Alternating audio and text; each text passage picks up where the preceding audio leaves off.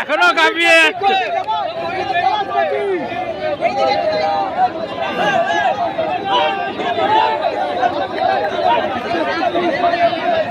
অবশ্যই এই সেলিব্রেশনটা বিজয় সরোজের প্রাপ্য। একবার সবাই মিলে করে দিলাম এই সেলিব্রেশনটার জন্য। বিজয় সরোজ বয়সটা বেড়েছে, সময় পাল্টেছে, যুগ পাল্টেছে। বিজয় সরোজ তিনি একটাই রয়েছেন, সত্যিকের মুখে একটাই বিজয় সরোজ আসবে। বিজয় সরোজ একদম বিজয় দা আমাদের সাথে একটু জয়েন করবেন। Welcome Bijoy da. Bijoy Saroj please join with us.